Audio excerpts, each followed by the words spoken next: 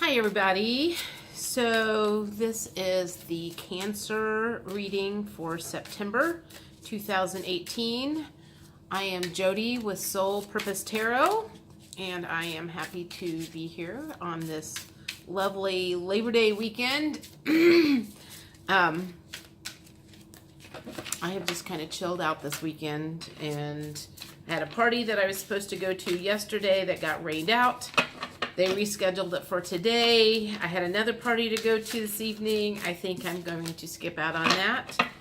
I don't know. I'm just kind of not in the mood to socialize with a bunch of people, and they rarely talk about stuff that I'm interested in because I don't have kids. So I don't tend to want to talk about other people's kids. And I don't want to talk about divorce, which is another subject that a lot of people talk about, because at my age, most people have been married and divorced, sometimes 2 or 3 times. I am not divorced. I've never been married. And I am just now in my I finally found my soulmate a year and a half ago or so, on one of the dating sites. So I we had our 1-year first date anniversary last Wednesday, I guess. So I sent him a message and asked him if he remembered that, and he did. I was happy. I would have been kind of bummed if he'd have, I don't have a clue what I was doing. So that's good. That was still in his memory banks. Anyway, what I normally do when I do this general reading is I pull about 5 tarot cards and kind of get an energy for the month. And then I also pull clarifiers with the Doreen Virtue Romance cards, and a couple from just kind of general clarification cards from Spirit, your guides, your passed over loved ones, anybody else that wants to send you a specific message that they would like for you to pay attention to.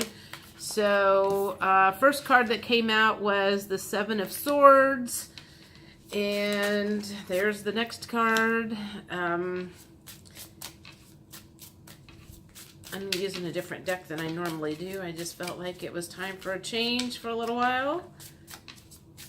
And let's get a couple more of these with the general energy. Let's do that one.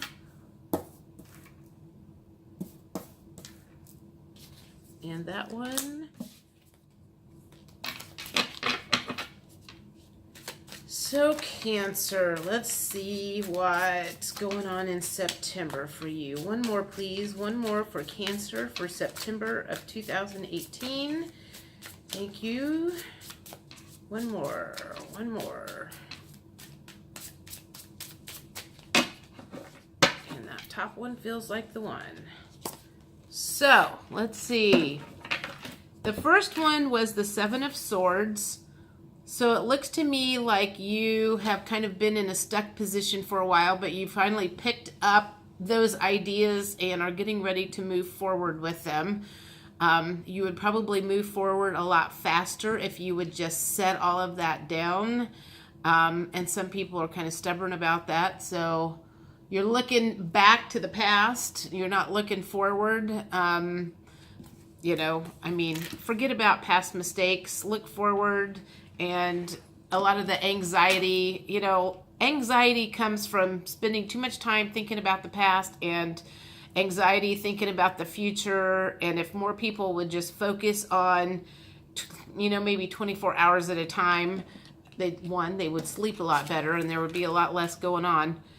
9 of Pentacles. So this one was in the reverse position, and to me, that looks like she is almost ready.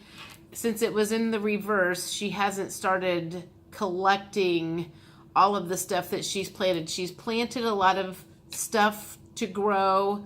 If it was in the upright, she would be reaping the benefits and the rewards from that right now. But because it was in the reverse, she's still waiting on that stuff to kind of come to her, and it's just a matter of time. September is a month of completion. So most likely what you've been waiting to surface just hasn't shown up yet, but it's just a matter of time. You're kind of getting to the point where you're going to see the light at the end of the tunnel here before long.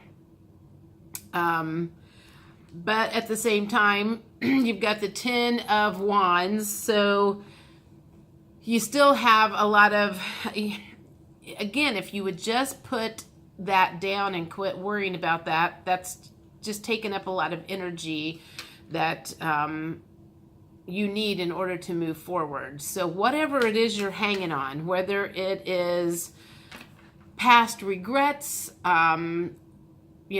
things that you've done that you wished, maybe you need to forgive somebody and let go of something from the past so you can move on and move forward and free up your energy. That's what it feels like. Everything is all about not moving forward because you're hanging on to something that you shouldn't hang on to. And the Page of Cups is an immature idea or an emotion. So perhaps you have just recently met somebody, a brand new relationship, and it's hasn't come to fruition yet, but it's just a matter of time. Pages usually indicate something that hasn't, it's not charging forward, it's not going very fast, anywhere very fast. And the 10 of Swords was in the reverse position. So in this case, because it's in the reverse position, all of those swords are falling out.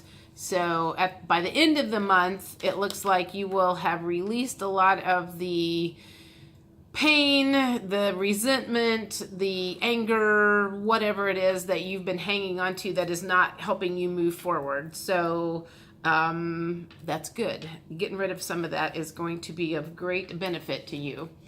So I do 3 of the Doreen Virtue Romance Angels, and there was the first one that came out. It says past life relationship. That has come out like in every reading I have done today. So a lot of you are either in a relationship with somebody that you had a past life with, or you are going to be meeting somebody. That generally is always a soulmate relationship. It could be short-lived. It could be... actually, that one says honeymoon, so that particular one must be one that's going to stick around for a while. Or you're also in that honeymoon. When you first meet, they always call it the love bubble. When everything is going good, you're just getting to know each other, you're not fighting, all of the good stuff that everybody thinks love is all about.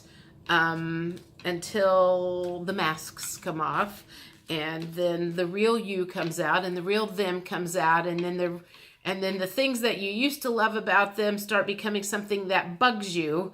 It happens eventually, but let's see. So one more for this to give me an idea about relationship. Forgiving and learning. What did I say? I said previously that you were hanging on to something and maybe you needed to forgive somebody. So it sounds to me like it says, as you release and heal the past, you experience more love in your present moments.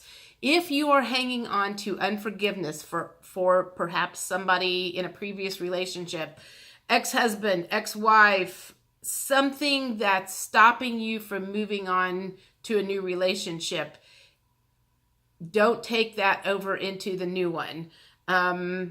You also maybe, so you're going to be coming up with a past life relationship, and anytime you have a soulmate relationship, somebody is you're brought together to learn something. I definitely have learned so much from my soulmate relationship with the guy that I met last year. I am a completely different person than I was after we went out on, I don't know if it was our first date or the second date. And I remember having a mini meltdown because I recognized that he had the ability to really get me out of my comfort zone. And I remember having a conversation with a friend of mine that said, I realized that in order to grow, you have to get out of your comfort zone. But that didn't mean that I wasn't going to go kicking and screaming. And I dealt with that on my end. I don't know that he had any idea what was going on with me. It was after my dad had passed away. And I mean, I was just kind of a mess there for a little while. But past life relationships can bring some messes up to the surface. So, and triggers, you trigger each other. So that's something that you're going to have to deal with if this is a past life relationship that you are either in the middle of or one that's getting ready to come about. And again, the honeymoon phase, when you first meet somebody, everybody's in the honeymoon phase, and perhaps you're at the stage where you have met somebody and you got married this summer and you're still in that honeymoon phase of just the actual relationship. So good for you. And the forgiving and the learning. So I think we've already covered that. Let's see what... These are the Doreen Virtue daily guidance. And let's just see what maybe your angels have to say, if they have any other guidance to go along with that. There's one that says joy. Well, there's the other one that says reward yourself. To me, they're already saying that you've worked really, really hard. If we go back to the gal the Nine of Pentacles, where she had planted all of her stuff and she was waiting to reap the rewards, to me, that is saying, or that is a confirmation that you deserve some joy in your life and you deserve to reward yourself because you have been working really, really hard. We tend to, if we can't see any results in what we've been doing, we tend to be really super hard on ourselves. But if you don't take a break and just allow some peace and quiet and happiness, it's hard to move forward if you're just always going forward and never giving yourself a break. Let's get one more for that. One more.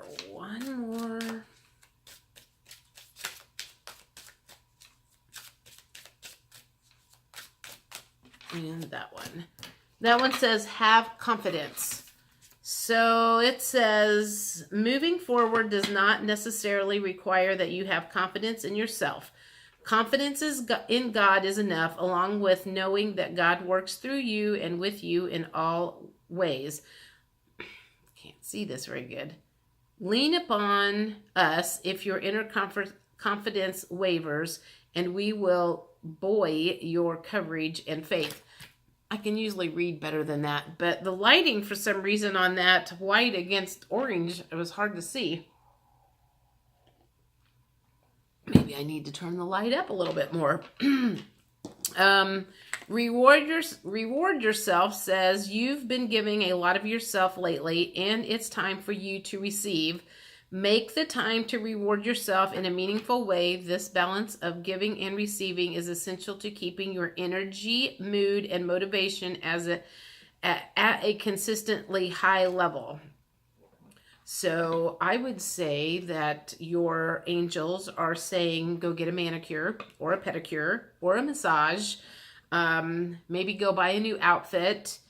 Do something to kind of pat yourself on the back. And it should give you a whole renewed amount of energy to continue moving forward on the path that you're trying to work on right now. So that's what your daily angels have to say.